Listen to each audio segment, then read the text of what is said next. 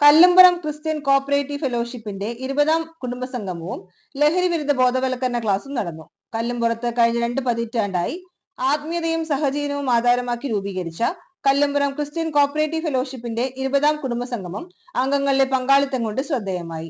ഞായറാഴ്ച വൈകിട്ട് Varghese memorial conference ഹാളിൽ പ്രസിഡന്റ് പതാക ഉയർത്തി. പ്രാർത്ഥനയ്ക്ക് ശേഷം നടന്ന കുടുംബസംഗമം സീനിയർ അംഗം CV ശോശാമ്മ നിലവിളക്ക് തിരിതെളിയിച്ച് ഉദ്ഘാടനം ചെയ്തു. Kunnamkulam excise inspector K Manikandan രാസലഹരിക്കെതിരെ ലഹരി വിരുദ്ധ ബോധവൽക്കരണ ക്ലാസ് നടത്തി. വിവാഹ ജീവിതത്തിൽ 25 വർഷം പൂർത്തീകരിച്ചവർ, നവദമ്പതികൾ, SLC+2 ഡിഗ്രി വിജയികൾ, 60, 70, 84, 90 വയസ്സ് തികഞ്ഞവർ എന്നിവർക്ക് ആദരവ് നൽകി. വിവിധ കലാപരിപാടികളും സമ്മാന വിതരണവും സ്നേഹവിരുന്നും ഉണ്ടായി. സംഗമത്തിലെത്തിയ വിശിഷ്ടാതിഥികൾക്ക് സംഘടന ഉപഹാരങ്ങൾ നൽകി. ചടങ്ങിൽ പ്രസിഡന്റ് സിജു ചുമ്മാർ അധ്യക്ഷനായി.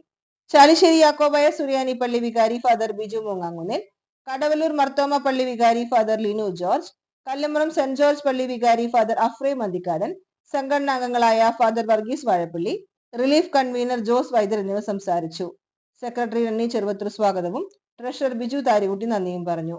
പരിപാടികൾക്ക് president Siju Chummar, secretary Renny Cheruvathur, treasurer Biju Tharikutty, relief mission convener Jose Vaidyar എന്നിവരും എക്സിക്യൂട്ടീവ് അംഗങ്ങളും നേതൃത്വം നൽകി.